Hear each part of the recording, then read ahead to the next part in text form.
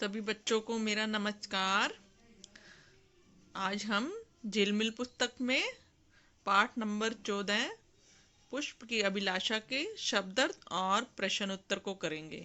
इससे पहले वाली वीडियो में हमने इस कविता को अच्छी तरह से समझ लिया था। तो चलिए आज हम इसके शब्दार्थ और प्रश्न उत्तर करते हैं।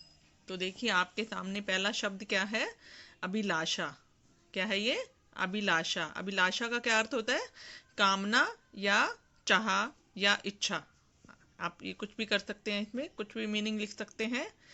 अभिलाषा मीन कामना, चाह, इच्छा। और अगला क्या है? देव। देव मीन क्या होता है? देवता या भगवान लिख सकते हैं आप। उसके बाद तीसरा है पथ। पथ मीन क्या होता है? रास्ता। पथ मीन रास्ता। और पुष्प। पुष्प मीन क्या होता है? फूल। पुष्प का क्या अर्थ होता है? फूल। और आप सुमन भी लिख सकते हैं इसमें। पुष्प का क्या अर्थ होता है? फूल या सुमन। फिर अगला क्या है? बिंद। बिंद का अर्थ होता है बंधना या पिरोना। फूलों को माला के रूप में पिरोना। ठीक। उसके बाद अगला है मातृभूमि। मातृभूमि क्या होता है? जन्मभूमि। मातृभूमि, जन्मभूमि। और अगला है वनमाली। वन का माली, बगीचे का माली। आप कुछ भी लिख सकते हैं, या वन का माली या बगीचे का माली। और अगला है शीश। शीश मीन क्या होता है? सिर। शीश मीन सिर।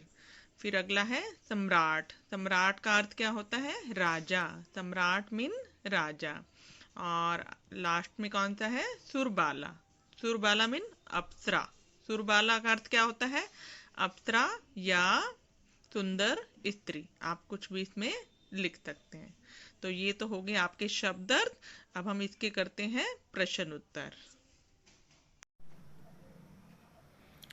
तो बच्चों देखिए आपके सामने अब पहला प्रश्न कौन सा है? आप भी ध्यान से पढ़िए इसे। फूल को किस किस चीज पर चढ़ने की चाहत नहीं है? क्या प्रश्न है आपके सामने? फूल को किस किस चीज पर चढ़ने की चाहत नहीं है? तो अब हम यहाँ देखते हैं, इसमें आप क्या लिख सकते हैं? फूल को सुरबाला के गहनों में गुथने, प्रेमी की माला में पिरोने और राजाओं के मृत शरीर पर चढ़ाने और देवताओं के सिर पर चढ़ाए जाने की चाहत नहीं है। हमने कविता में पढ़ा था ना, क्या लाइन थी? चाहा नहीं मैं सुरबाला के गहनों में गूंथा जाऊं, चाहा नहीं प्रेमी माला में बिंद प्यारी को ललचाऊं, चाहा नहीं सम्राटों के शव पर हे हरि डाला जाऊं। और एक लाइन और क्या थी? चाहा नहीं देवों के सिर पर चढ़ूं, भाग्य पर इठलाऊं। तो उसकी फूल की इन इन चीजों पर चढ़ने की चाहत नहीं थी। फिर से देखो, सुरबाला के गहनों में गुथने, सुरबाला के गहनों में गुथने, प्रेमी की माला में पिरोने और राजाओं के मृत शरीर पर चढ़ाने। और चौथा क्या पॉइंट था? देवताओं के सिर पर चढ़ाए जाने की फूल की चाहत नहीं है। आप ये सारा इसमें लिख सकते हैं। उसके बाद हम अगला प्रश्न देखते हैं। चलिए आप भी पढ़िए मेरे साथ। पुष्प ने वनमाली से क्या करने को कहा है?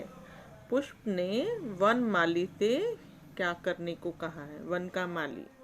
पुष्प ने वनमाली से क्या कहा है कि हे वनमाली, तुम मुझे उस मार्ग में, उस रास्ते में फेंक देना जिस मार्ग से, जिस रास्ते से जन्मभूमि, मातृभूमि की रक्षा के लिए जीवन का बलिदान करने वाले वीर जा रहे हों। फिर से देखिए आप इसमें क्या लिख सकते हैं। जो पुष्प था, जो फूल था, उसने वन माली से क्या कहा कि हे वन के माली, तुम मुझे उस मार्ग में फेंक देना, तुम मुझे उस रास्ते में फेंक देना जिस मार्ग से, जिस रास्ते से जन्मभूमि की रक्षा के लिए, अपनी मातृभूमि की रक्षा के लिए जो वीर अपने जीवन का बलिदान करने जा रहे हों। तो आप इसमें ये सब लिख सकते हैं। उसके बाद अगला प्रश्न देखिए।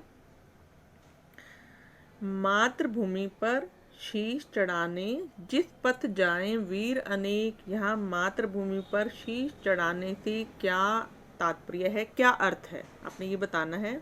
फिर से प्रश्न को ध्यान से पढ़िए और समझिए। मातृभूमि पर शीश चढ़ाने, शीश का मतलब सिर चढ़ाने। जिस पथ जाएं वीर अनेक, जिस रास्ते पर वीर जाएं। यहाँ मातृभूमि पर शीश चढ़ाने से क्या अर्थ है, क्या तात्पर्य है? तो यहाँ पर क्या अर्थ है? यहाँ पर मातृभूमि पर शीश चढ़ाने से तात्पर्य है, अर्थ है कि मातृभूमि जन्मभूमि की रक्षा करते करते जीवन का बलिदान कर देना। अपनी जन्मभूमि की, अपनी मातृभूमि की रक्षा करते करते वीरों के द्वारा जीवन का बलिदान जो किया जाता है, उसका अर्थ होता है मातृभूमि पर शीश चढ़ाना। तो आप ये इसमें सब लिख सकते हैं। उसके बाद अगला प्रश्न है, पुष्प की अभिलाषा की तरह आप अपने जीवन की कोई भी अभिलाषा बताएं। अपने जीवन की कोई भी चाह बताएं, अपने जीवन की कोई भी कामना बताएं। आपकी क्या कामना है? जैसे पुष्प की अभिलाषा है, वैसे आपकी भी कोई भी अभिलाषा होगी, तो वो आप बताइए। आपकी क्या इच्छा है, तो बताइए। देखो, इसमें तो मैंने ये लिख दिया। अब आप अपनी तरफ से भी जो आपकी अभिलाषा है वो आप इसमें लिख सकते हैं। तो मैंने क्या लिखा है? मेरे जीवन की अभिलाषा यह है कि मैं खूब पढ़ लिख कर बहुत बड़ा अधिकारी बनूं। मैं देश में फैले हुए आतंकवाद तथा भ्रष्टाचार को खत्म कर दूं। तो आप इसमें कुछ और भी लिख सकते हैं, जो भी आपका मन करे। ठीक है। इसके बाद अगला प्रश्न,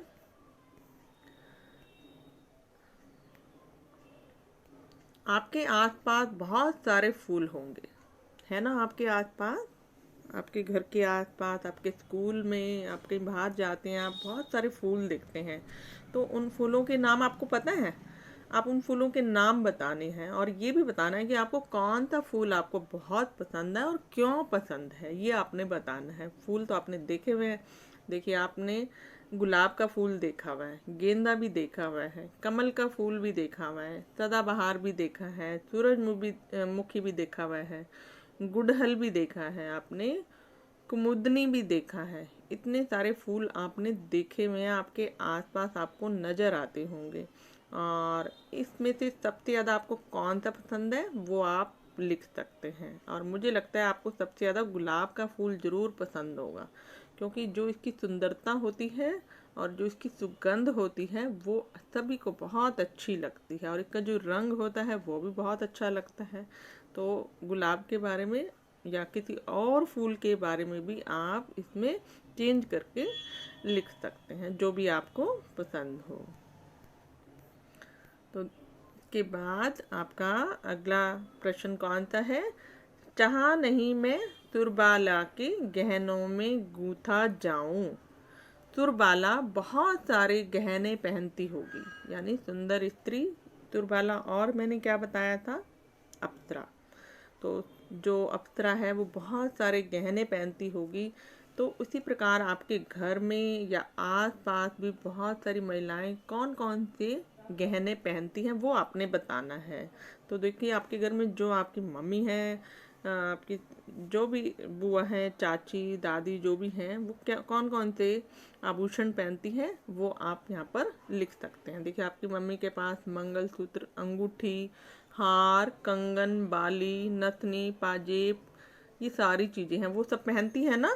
तो जो जो चीज़ें मम्मी पहनती हैं वो सब यहाँ पर आप लिख सकते हैं। तो बच्चों, इसी वीडियो में हम इतने शब्दार्थ और प्रश्न उत्तर हमने अच्छी तरह से समझ लिए हैं। अगली वीडियो में हम आगे की अभ्यास को समझेंगे।